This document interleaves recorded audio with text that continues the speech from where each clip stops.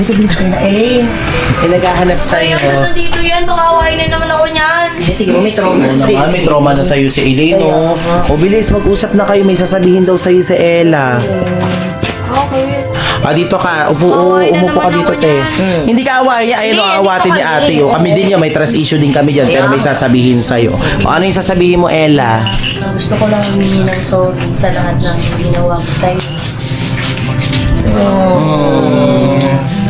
Ayun, na pag na-realize ko rin na yung mga ginawa ko sa inyo ni Zaidi ay sobrang mali.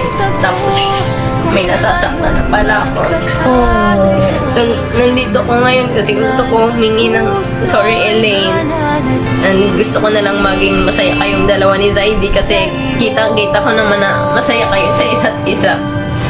So, ako nang bahala sa sarili ko. Kaya ko naman mag-move on. Gusto ko nang magkaayos na tayo sa dulo ni Zaidi para happy lang.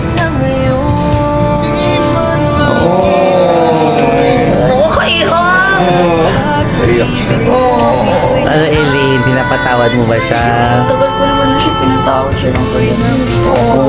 Pero yun nga, Ella, hindi natin masisisi na may trauma sa'yo si Elaine. Pero, importante, okay na kayo, ha? So, Elaine, pinapalaya na daw ni Ella si Saidi. So, ina-allowed niya na daw na manligaw ulit sa'yo si Saidi. Tama ba?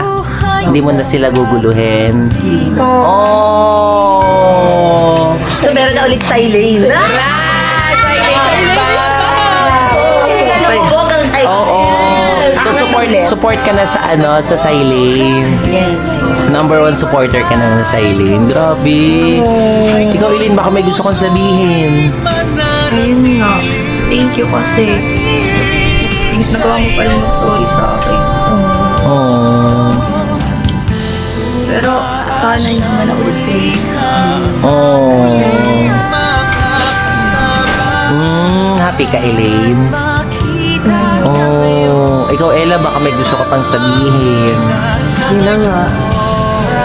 Good luck na lang sa inyong dalawa ni Zaidi. Sana maging mabuti ang pagsasama ninyo, maging happy palagi.